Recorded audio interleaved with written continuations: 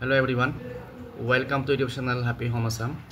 আজিৰ এই ভিডিঅ'টিত আমি ডিসকাস কৰিম আমাৰ যে এবাৰ গ্ৰেজুৱেট টিচাৰ আৰু post graduate teacher recruitment process চলি আছে সেই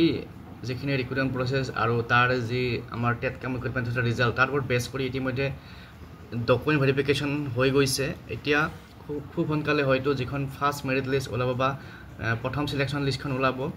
এতিয়া আজিৰ এই ভিডিঅ'ত ডিসকাস কৰিম আমি আমাৰ যেটো সেকেন্ড লিষ্ট ওলাব বুলি পেলা আমি এটা শুনি আছো বা গভৰ্ণমেণ্টৰ ফালৰ পৰা এটা সিগনেল দিয়া হৈছে যে সেকেন্ড মেৰিট লিষ্ট ওলাব এতিয়া সেকেন্ড মেৰিট লিষ্ট বা যেটো আমাৰ সেকেন্ড এডভাৰটাইজমেন্ট ওলাব গৈ আছে সেই এডভাৰটাইজমেন্টত পোষ্ট গ্ৰেজুৱেট টিচাৰৰ কিমান ভ্যাকেন্সিজ থাকিব পাৰে আৰু ইয়াৰ আগৰবাৰ কিমান ভ্যাকেন্সিজ আছিল বা ভ্যাকেন্সি বিলাক যেতিয়া আমাৰ সেকেন্ড আকৌ এডভাৰটাইজমেন্ট হ'ব তাতে ভ্যাকেন্সিৰ সংখ্যা বাঢ়িব নে নাই এই সম্পৰ্কে কিছু কথা ডিসকাস কৰিম আৰু আমি এটা তথ্য ভিত্তিক ডাটা বেসড এনালাইসিস এটা কৰিবলৈ চেষ্টা কৰিম গতিকে আশা কৰিছো ভিডিওটো শেষলৈকে চাব আৰু যিসকলে চেনেলটো নতুনকৈ আহিছে সাবস্ক্ৰাইব কৰি ল'ব তো আমাৰ এই ভিডিওটিত আমি আলোচনা কৰিম আমাৰ পিজিটি খিনি যেখিনি ভ্যাকেন্সি আছিল তো আমাৰ গভৰ্ণমেণ্ট স্কুল বিলাকৰ কাৰণে পিজিটি ভ্যাকেন্সি ওলাইছিল 102 গভৰ্ণমেণ্ট স্কুল বিলাকৰ কাৰণে 102 ভ্যাকেন্সি পিজিটি কাৰণে ওলাইছিল তাৰ পিছত যেটো আমাৰ provincial স্কুল আছে provincial স্কুলৰ টোটাল 1385 টা ভ্যাকেন্সি এডভাৰটাইজ হৈছিল এতিয়া আমাৰ যদি এইখিনি ভ্যাকেন্সি ফিল আপ হৈ যায় বা ইয়াৰে কিছুমান পোষ্ট হয়তো ভ্যাকেন্ট থাকিব যাব পাৰে যেহেতু কিছুমান পোষ্টৰ এগেইনষ্টত ক্যান্ডিডেট পোৱা নাই বুলি কোৱা হৈছে এতিয়া অকল সেই ক্যান্ডিডেট নোপোৱা ভ্যাকেন্সি খিনি ওলাবনে তাৰ লগত আৰু ভ্যাকেন্সি এড হ'ব তো এইখিনি কথা যদি আমি চাও আমি যেটো আমাৰ ভ্যাকেন্সি ডাটা আমি পাইছিলো হয়তো আপোনালোকে পাইছে মই ভিডিওত দিছিলো তো এই ডাটাখিনি যদি আমি চাও ইয়াতে আপোনালোকে দেখিব টোটাল আমাৰ পিজিটি ভ্যাকেন্সি আছিল ইয়াতে আমাৰ আৰ্টস সায়েন্স এনেকে ভাগভাগে দিয়া আছে আৰ্টছত 2801 সায়েন্সত 650 আৰু কমাৰ্চত 84 কিন্তু এই ভ্যাকেন্সিখিনি আছে 2024 ৰ জুলাইলৈকে গতিকে 2024 ৰ জুলাইলৈকে যদি ভ্যাকেন্সিখিনি চাও আমি ইয়াতে আৰু ইয়াতে আমি টোটালৰ পৰা আমাৰ যিখিনি অটোনমাস ডিস্ট্ৰিক্ট আছে বিটিএডি আৰু কাৰ্বি আংলং ডিমা হাছাও এইখিনি ডিস্ট্ৰিক্ট আমি বাদ দিব লাগিব আৰু এইখিনি ডিস্ট্ৰিক্ট যদি আমি বাদ দিও তেতিয়া হলে আমি পাম আমাৰ টোটাল ভ্যাকেন্সি পাম আমি মই এখন এক্সেল শীটত দেখাই আছো আপোনালোকক তো আমাৰ টোটাল ভ্যাকেন্ট জেনাৰেল এৰিয়াৰ কাৰণে আছে 3234 আৰু তাৰে ইতিমধ্যে এডভাৰটাইজ হৈছে 1487 আৰু ৰিমেইনিং ভ্যাকেন্ট থাকিব লাগে আপ টু জুলাই 2024 আমি এতিয়া লেটেস্ট খিনি আমি ধৰা নাই তো এই 323 ৰ পৰা যেখিনি এডভাৰটাইজ হল সেইখিনি যদি আমি মাইনাস কৰো তেতিয়া হলে আমি পাম ভ্যাকেন্সি আমাৰ থাকিব লাগে ৰিমেইনিং ভ্যাকেন্ট 1747 গতিকে সেই হিচাপত যদি আমি চাবলৈ যাও এই ভ্যাকেন্সিখিনি যদি চৰকাৰে এপ্ৰুভ কৰে তেতিয়া হলে এডভাৰটাইজ হোৱাৰ সম্ভাৱনা আছে এতিয়া আমি সাম যে ইয়াৰ আগৰবাৰ যেটা ৰিক্ৰুটমেন্ট প্ৰসেস হৈছিল তাতে কিমান পোষ্ট এডভাৰটাইজ হৈছিল মই আপোনালোকক এডভাৰটাইজমেন্ট এটা দেখাই আছো তাৰ আগত সকলোকে মই ৰিকুৱেষ্ট কৰিম যদি চেনেলটো নতুনকৈ আছে সাবস্ক্ৰাইব কৰি ল'ব আৰু ভিডিওটো শেয়াৰ কৰি দিব ফ্ৰেণ্ডৰ মাজত তো আহক এতিয়া আমি 2021 ত কিমান এডভাৰটাইজ হৈছিল আৰু 22 ত কিমান এডভাৰটাইজ হৈছিল সেইখিনি এবাৰ চাও তো এইটো হৈছে 2021 চনৰ যেটো পিজিটি এডভাৰটাইজমেন্ট হৈছিল আৰু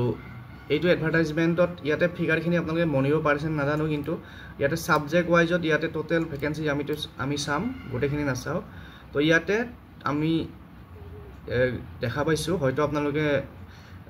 ধৰিব নোৱাৰিব পাৰে মই কৈ দিছো ইয়াতে টোটাল ভ্যাকেন্সি আছে 2021 ৰ 2272 টা এটো এডভাৰটাইজমেন্ট 2021 ত ওলাইছিল তাৰ পিছত আকৌ পিজিটিৰ কাৰণে আকৌ এটা এডভাৰটাইজমেন্ট ওলাইছিল আমাৰ মই দেখুৱাই আছো আপোনালোকক এইটো এডভাৰটাইজমেন্ট ওলাইছিল আকৌ 2022 ত তো এটো ইয়াত দেখিছে 15 জানুৱাৰীৰ পৰা এপ্লাই হৈছিল 15 জানুৱাৰী 2022 ৰ পৰা আৰু ইয়াতে এইখিনি পোষ্ট আছিল গভৰ্ণমেণ্ট সেকেন্ডাৰী স্কুল হাই সেকেন্ডাৰী স্কুল বিলাকৰ কাৰণে আৰু ইয়াতে টোটাল 169 ভ্যাকেন্সি আছিল গতিকে 2272 আৰু 169 ভ্যাকেন্সি এডভাৰটাইজ হৈছিল গতিকে ইয়াৰ পৰা আমি এটা কথা অনুমান কৰিব পাৰো যে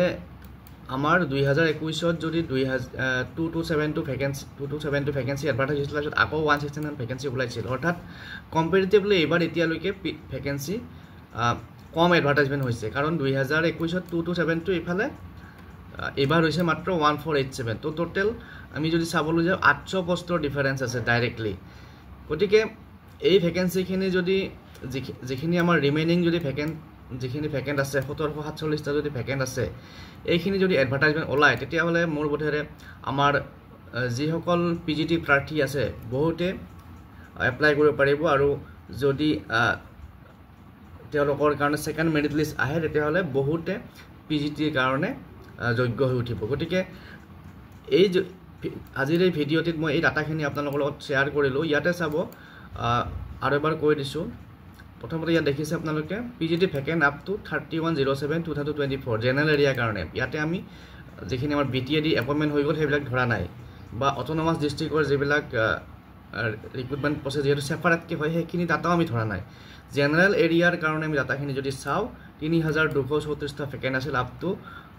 জুলাই 2024 তাৰপিছত আমাৰ এডভাৰটাইজ কিমান হ'ল 1487 আৰু এডভাৰটাইজ যিখিনি ভ্যাকেন্সি এডভাৰটাইজ হৈছে এইখিনি মোষ্ট প্ৰবেবলি 2023 ডিসেম্বৰলৈকে হৈছে তাৰপিছত ইয়াৰ আমাৰ ভ্যাকেন্ট থাকি গ'ল 1747 এইখিনি এডভাৰটাইজ হোৱাৰ পিছত 1747 ভ্যাকেন্ট থাকি গ'ল গতিকে যদি নেক্সট এডভাৰটাইজ ওলায় যদি চৰকাৰে এপ্ৰুভ কৰে তেতিয়াহ'লে এই ভ্যাকেন্সিখিনি এডভাৰটাইজমেণ্ট হোৱাৰ চান্সেছ আছে তাৰপিছত এতিয়া আমাৰ প্ৰশ্ন আহিল যে ইয়াৰ আগৰবাৰ তেনেকৈ হৈছিল নে নাই ইয়াৰ আগৰবাৰ আপোনালোকে চাওক ইয়াতে মই ইয়াত লিখিছোঁ প্ৰিভিয়াছ পিজিটি ৰিক্ৰুটমেণ্ট 2021 কিমান পোষ্ট এডভাৰটাইজ হৈছিল